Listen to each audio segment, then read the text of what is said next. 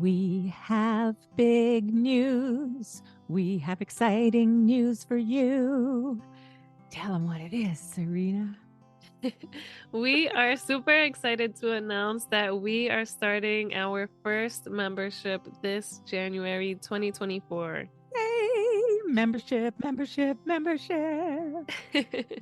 So we're excited to let you know that we will be hosting a monthly membership where when you join, you will be with us live in a Zoom room once a month for a workshop like we just hosted. It's going to be a workshop like that, one topic each month, a different topic. You might even help us come up with the following month's topic from inside our membership. Super excited to meet you. It was so fun meeting a few of you in our inaugural workshop. So we're really looking forward to that. And when you are a member, you will also be receiving a monthly newsletter where I'm going to be a little more intimate and I'll be sharing the things that are working and the things that aren't working for me. Yeah, like taking a tool that you've learned from the podcast and how you're implementing it and how well that worked, or maybe if it didn't work. And then Amma can put in my 2 bits worth. We'll see how that goes. But a membership newsletter and a membership live Zoom room workshop starting in January 2024. Can sign up through our Patreon link in the show notes, yeah? Yes, everything will be in the show notes, and we can't wait to see you there, listeners. We can't wait. Yay! Hi, my name is Serena. I am a mother to a toddler and currently pregnant. And hi, I'm Lisa, also known as the Singing Amma. Amma means grandmother in Icelandic. I am a mama and an Amma. At the beginning of my first pregnancy, I felt like I was lacking my village, which is why we are here creating a village with you, in hopes that you won't feel as isolated as I did. I also felt the lack of a village in my early parenting years way back when. And I come to our village with a background in early childhood education. I have been coaching parents along their parenting journeys and supporting them for over 35 years. Amma, Lisa, and I invite you to grab your latte or your tea and come sit around the proverbial fire with us each week, when we come together to have a conversation where we'll be talking all things parenting, keeping it real, keeping it raw, right here with you. Hello, and thank you for coming back, Sharon. It was so nice having you on our last episode where you spoke about what happens to our bodies during the birthing process.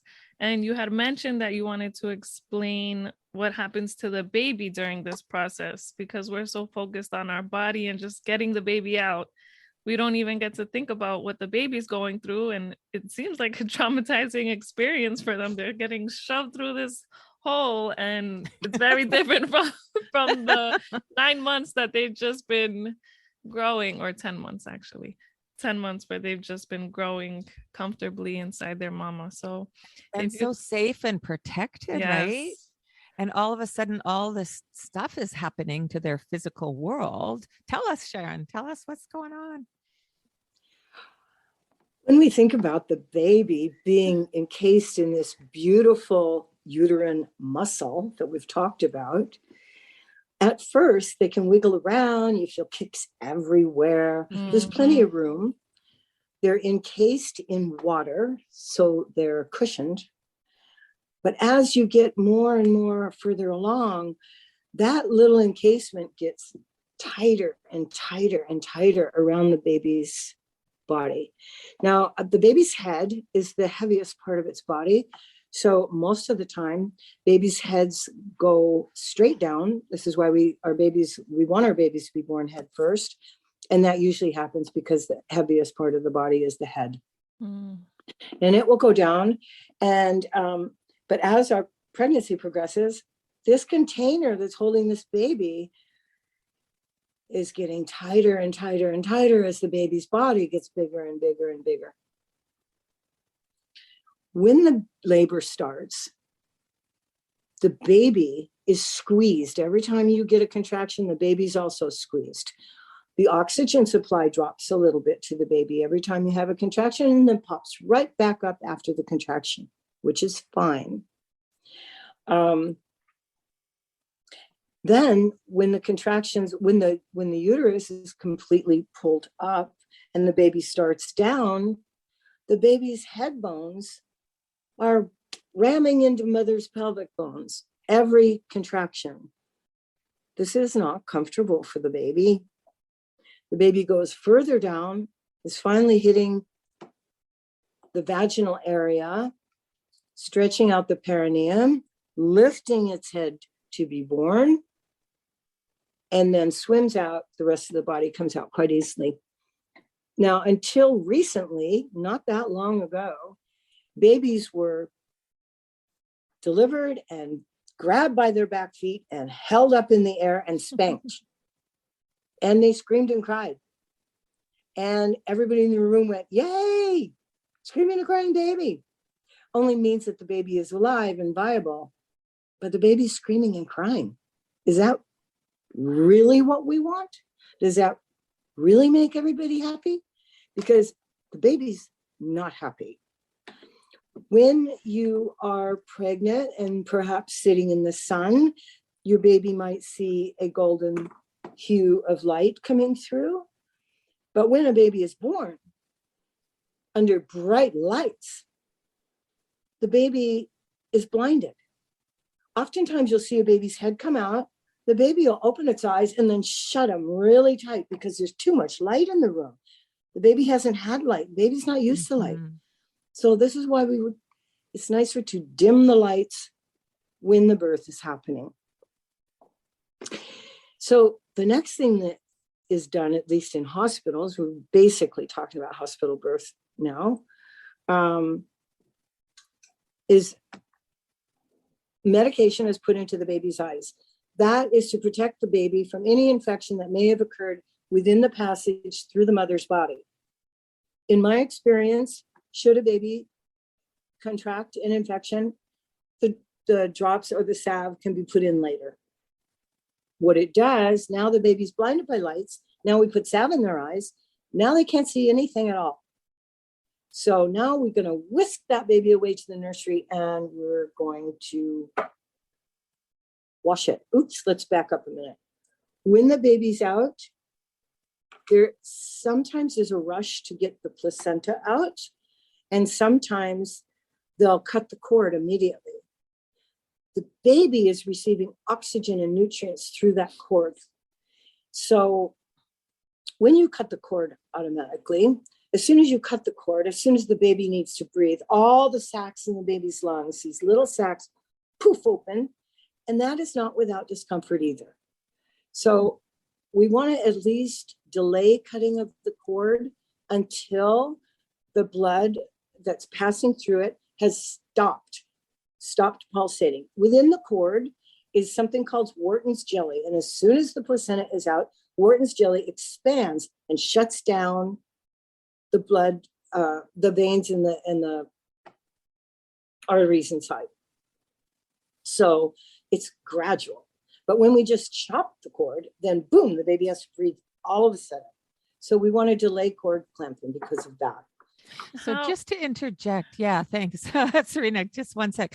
Like it just sounds to me like everything's happening so fast, so hard, boom, boom, boom, boom, in a hospital setting with a birth as a general rule, right? And it's not necessary to go that. Exactly. Okay. Serena, what did you want to say there? About how long do you think, minute-wise, should you wait for cord clamping?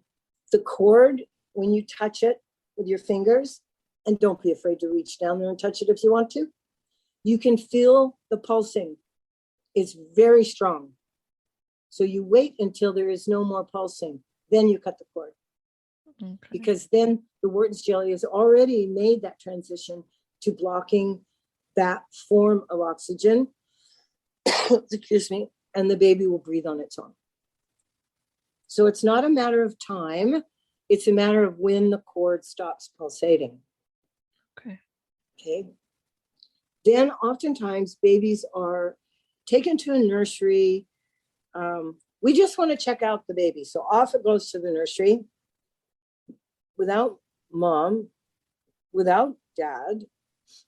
So let's interject a fact here. Babies, when born, do not know that they are different than the mother's body. That they are They don't separate. know That's they're, right. they're a separate entity yet. So whisking them away from the other part of them is not a great idea. Then we give them a bath that's oftentimes not warm enough, and we just wash them off. Why do we wash off babies? Are they dirty? No. No. No. We do wash off the babies because for some reason, people feel that the vernex, the white cheesy substance on the coating of the skin that protected the baby inside the uterus because it was in water, should be eliminated. I totally disagree. That's a wonderful hand lotion. Mom should just rub that right into the 100% baby's natural skin. and organic. Yes, 100% natural and organic. And babies aren't dirty, so they don't need a bath. So, If so they do best is need a to have bath- mom to rub that in. Did you say? I just missed that part. Yeah. Well, Uh-huh. when babies are born, they should be brought naked up to the mother's naked chest, no clothing and cloths in between. And then go ahead and just start rubbing on your baby and talk to your baby because your baby can hear you because babies do hear. They do see. They're not stupid. They can smile. We have gone for years thinking babies are just not really people till they're bigger. Not true.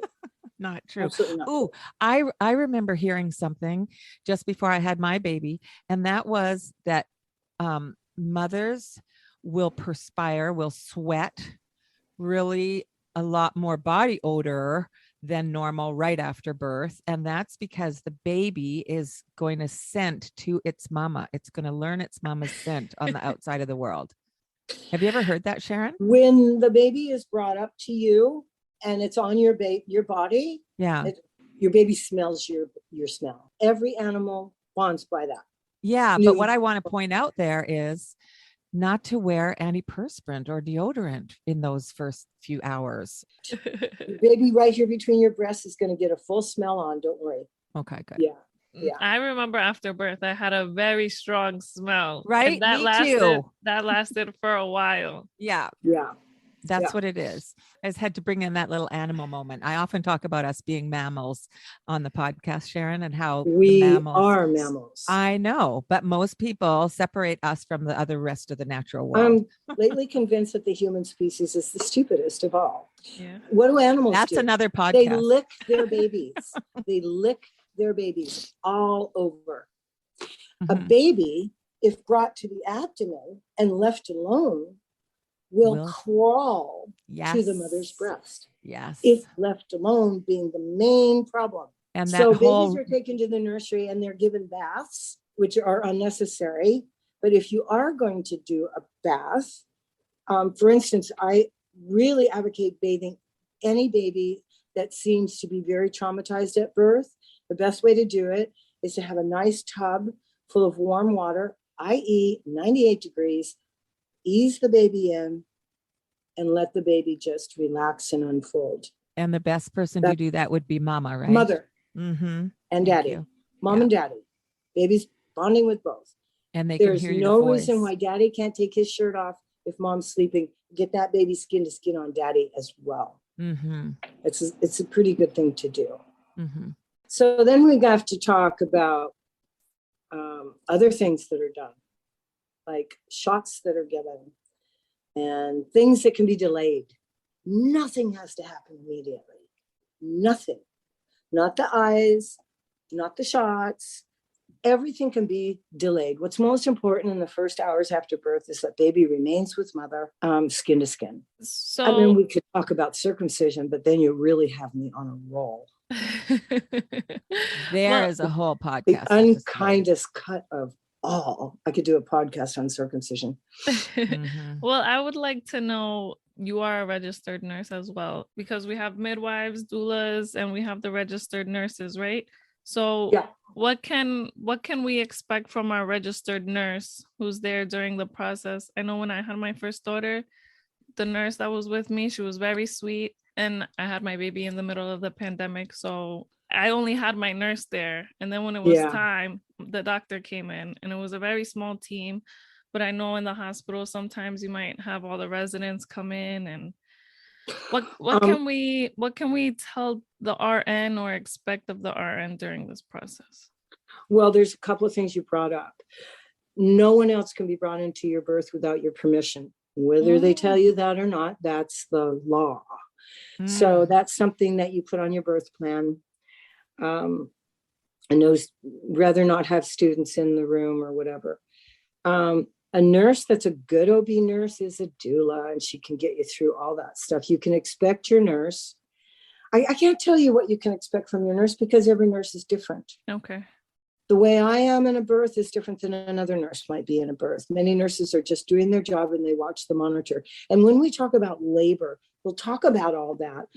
We'll talk about monitoring. Does somebody need to be on a monitor constantly? No, they do not. But a lazy nurse is going to put you on a monitor because she can sit out at the nurse's station and watch a screen, and she doesn't have to pay attention to you at all. She can do her notes. Okay. Oh, that's sad. You do not have to have constant monitoring for your baby. It's called intermittent monitoring is what you request. Also, monitoring does not have to include those big belts wrapped around your belly. They can be a handheld Doppler upon your request. And that's going to make it a lot easier for you because you do not want to get tied down in bed. So then we're back into talking about labor again, right? Yeah. Right. So let's come back to baby, because you talked about a whole lot there in the beginning. I mean, first of all, you looked at what's the baby's experience inside the mama's body. And that does sound like it could be, like you said, traumatic, like you said, Serena, for baby. So what I'm hearing is what we want to provide for brand newborn baby is the gentlest, most connected to mom. And if you're lucky, dad or other parent is in the room as well. Well, let's go back to this thought that babies don't know they're different from the mother's body. Mm-hmm. So where should that baby be? Should be on the mother's body. And it's important for mother. It's important to put the baby to the breast because that nursing causes the uterus to keep contracting back down to pre-pregnancy size, which is small. It's tiny, right? Not that small. It's like an upside down small pear. The baby needs to be brought up to the mother, and with assist from your nurse, your doula, your family, encouraged to be put to the breast when ready. Usually what babies do is they smell. We're animals. They smell. They lick. They lick the breast. They lick the nipple. They will find the nipple. We get a little too worried about whether or not my baby's going to breastfeed. Actually, if you leave the baby alone and you get the baby tight up on your skin to skin, the baby's probably going to nurse. Okay. Yeah. And that's important for mom, and it's important for baby as well, giving our baby the security they need. Bathing. If you do want your baby bathed, there's no reason that baby cannot be bathed in your room. Should you be in a situation where the baby must be removed, mother or father, just follow them out the door. Don't ask permission. Just, if somebody picks up your baby and walks out the door, somebody goes with them. They just go. Okay. Because babies need to be comforted. And there are many ways you can comfort a baby. You can stick your finger on their hand and they'll grab you and they'll hold tight. And sometimes they need that. Sometimes they need to hold tight. So to me, the best thing is to delay shots, delay anything in the eyes, delay a bath. Those things aren't important. They're important to the medical team because they have to do A, B, C, D, E, F, G in X amount of time, because they've got to get on to the next person coming in, and they've got to do their notes and they've got to do their job. But if you are educated and you stand up for yourself, you can have it your way. If you say to the nurse, I've decided I want the eyes and the thighs, let's call them the eyes and the thighs. Have you done the eyes and the thighs? Tell them you want everything delayed for at least 2 to 3 hours, and only done while you are holding the baby in your arms. We have to do PKU tests in the hospital before babies leave. which is a stick in the heel of the foot. And everybody goes, "Oh, it's just baby and one doesn't feel a thing." That's not true. Nuh-uh. That is not true. That hurts babies. So what I do, and it takes a lot more time, but so what? This is your baby, and you're affecting how your baby will grow the rest of its life. Every little thing matters. When they're ready to do the PK, you say, "Fine, you can do it, but I'm going to be holding my baby in my arms." Ooh, they don't like to do that necessarily, but they can do that. And before they do that, you take a disposable diaper, pour hot water on it, squeeze it out, and I wrap it around the baby's foot, and I leave it there for a few minutes before I stick the baby. That causes the blood to flow. It's going to flow easily. The baby's not going to get stuck more than once. If you've ever had a baby in the hospital and you come back, you look, your baby's feet are like 4 or 5 sticks in them. That isn't necessary. Serena, do you actually know that they do a prick on the baby's heel to get some blood from them? I feel like I remember that vaguely. Yeah. But I do remember. Yeah, they did it. Yeah, they did it's a it. requirement It's nowadays, just yeah. a lot. They wouldn't even tell mamas. No, normally, it's right? routine. Mhm. But it's routine. But you know what? This is what it looks like. Let me show you really quick. 1, 2, 3, 4, 5. This is about the size. This is right size. This is pretty accurate size. We have to feel that many circles in with blood. 1, 2, 3, 4, 5 circles about the size of a fingernail. Wow. Size of a little bit smaller than a dime. Okay. So if I haven't warmed up that baby's foot and the blood is not flowing and it clots, I got to start over. Ouch. Okay. If mom's in the room with me, I'm going to be even more careful. No. So I love that. The warming up the diaper, wrapping it around the baby's foot or the heel where you're going to prick it to get the blood flow. That gets the blood flowing. I know that from when I get infusions for medicine. If my veins aren't really, really strong and visible, they'll warm me up for a couple minutes. Yeah. So that's the same. Okay. So that gets the blood flowing. So you warm that baby's foot up. Then the nurse does the prick and the blood flows much more readily. Right. And it can be done while mom is holding the baby in her arms. Usually what I do is I invite the mom down to the nursery. I sit her in a rocking chair. I tell her to go ahead and put the baby to the breast. Mm-hmm. Put the baby to the breast. Because prick, cry, back to the breast. Right on the breast. It's so comforting for the babies. Yes, it does, like, oh, there's a couple of really tight suckles there for a minute. Yeah. But it's a very humane, calm way to do the test. Yeah, and I love learning all this information because like before, I didn't know most of this, and you having the experience working in the hospitals, and it helps me feel more comfortable being able to advocate for my baby. Yes. Right. And you are the advocate for your baby, and your husband also is. You'll find that if you present a good birth plan and you know what you're talking about, you will be respected by the nurses, and the nurses will help you. Most of the nurses will help you. That is also another fear, feeling like I can't speak up too much because they're going to look at me like, what do you know? And I have to do what I have to do. It's my job. I went to school for this. Who are you to tell me? But that's part of just being a mom, is voicing what you need and voicing what you want. And when you walk out of they that don't like it, tough. Right, because when you walk out of that hospital, they're not going to go home with you. Yeah. You're the advocate for your baby, and the more you can keep that baby in bed with you on your body, the less anything is going to happen, right? Oh, I have to do a test. Fine, do it here while I'm holding my baby. Yeah, with my there's ways to get around it. Yeah. With my firstborn, I just wanted to hold her immediately, and I knew I wanted skin to skin, and that was my priority. And I had reached down for her as soon as she came out, and the doctor was like, no, lay down, just wait, we're gonna pass her to you. And that just was very unsettling to me, and it that is a way for them to stay in control. Yeah. Okay, they're in control, but the thing is that it's not about them. That actually makes Melissa growl a little. I get a little growl when I hear that story. I know. Yeah, right, Sharon. I understand that.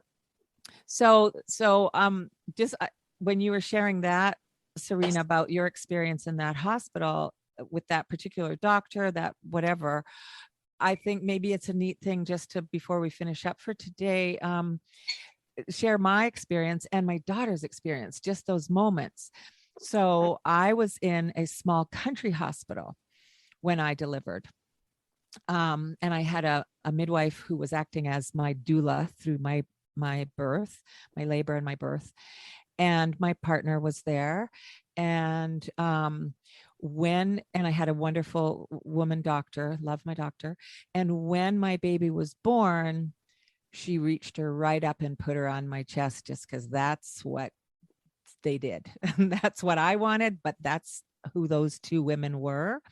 And my midwife doula, and only because Sharon was out of the country at the time, it wasn't you, but my midwife doula,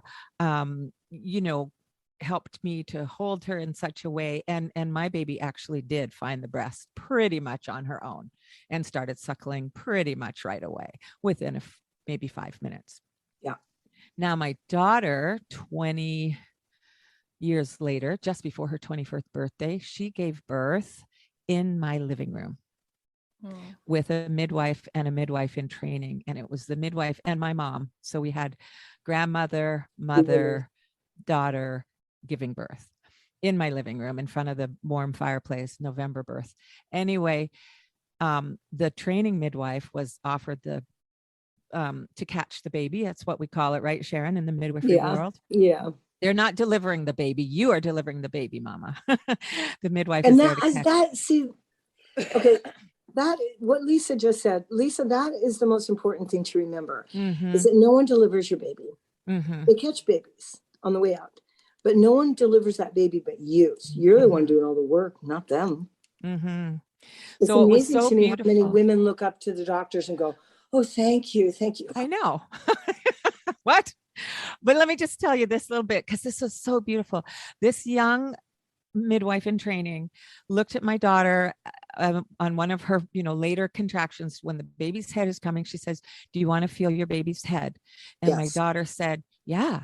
And so she brought my daughter's hand down, and Jekka felt her own baby's head as it was crowning. It's called crowning, as the baby's head always do that. Yep, I know always. You do.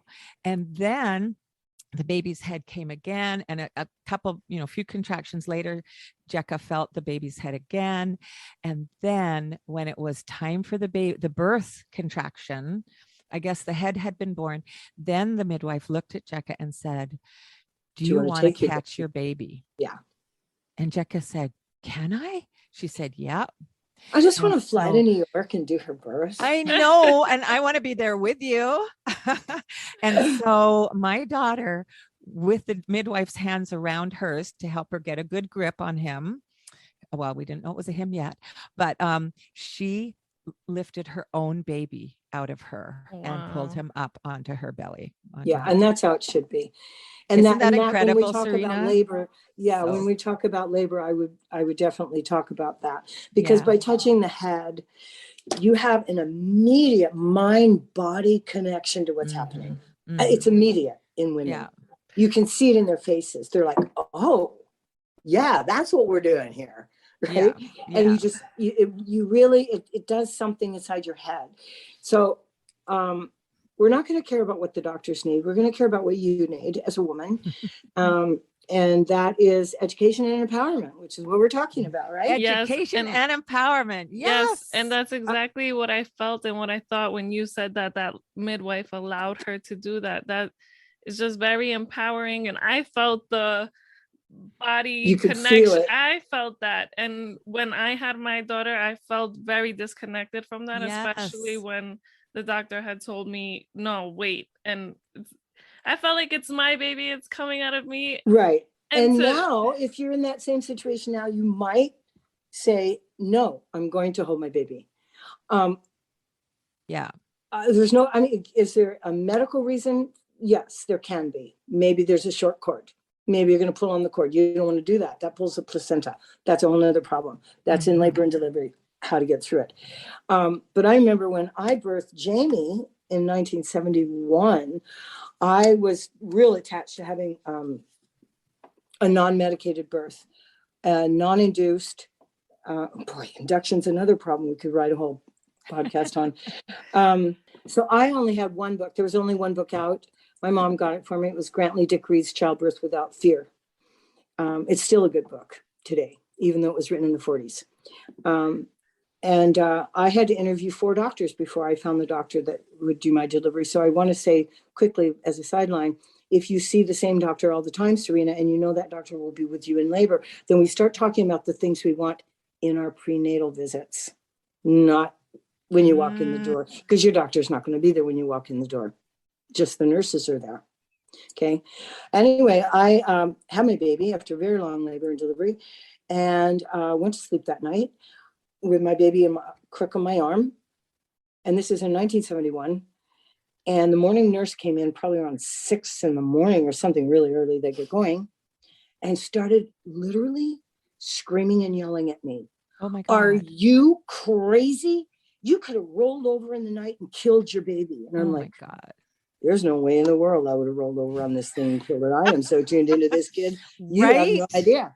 Right. So, but that if you were drugged, yeah, maybe you could. Mhm. But if you're aware of what's happening, you're not. Yeah. No, you're not. Yeah. That you know, is- and I just wouldn't let them take the baby away from me. Yeah. But I'm radical. That's a great place I to love segue out of this episode.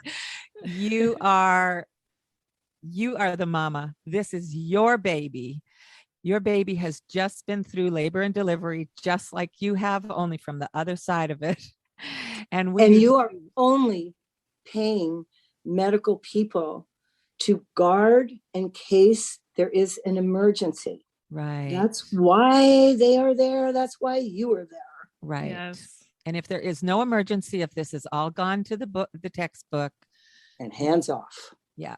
Excellent. Thank you for listening, everybody. We hope that you have learned a lot about what your baby experiences and maybe how to help your baby have a gentler and softer welcome to this big, busy, loud, bright world that they have just entered. Thank you, Sharon. My pleasure. You guys are fun to talk with. Oh my gosh, that was another great episode with Sharon. I learned so much, and I just wanted to share some of the main things that I thought were important during this episode and very empowering to know as a mother. Number 1 being nothing has to happen immediately. Your baby just went through something that was very traumatic compared to what they've known for the last 10 months. So all things can be delayed 2 to 3 hours. The most important thing is bonding and comforting your baby after birth. Number 2 is to wait until the cord is done pulsating to clamp it and cut it. And number 3 is knowing all of this so that you can make your birth plan according to your baby and being able to advocate and support your baby as best as you can right after birth, because it's something traumatic for the both of you. You're in charge. It's your birth. Doctors and nurses are there to help and make sure everything's okay. So you can hold your baby through testing. You don't need to get everything done right away. Just be there for your baby and welcome them into the new world and into the family. I will be making my birth plan now as my baby's coming very soon. So thank you, and I hope you enjoyed listening to Sharon again as much as I did. Thanks for being here with us in our virtual village. We'd love you to join our Facebook group at The Village Parenting Community and on Instagram at The Village Parenting Pod. And if you enjoy our podcast, please like, subscribe, and share. Also, if you have a moment, please leave us a review. It makes a big difference for us in reaching more parents out there who may be feeling alone. Please direct message us to connect also. We absolutely love hearing from you. And until next week, we'll be keeping it real and raw right here with you. This podcast is sponsored by the Singing Alma's private parent coaching and workshop offerings, and also by Enlightened Designs for Crafty Mamas.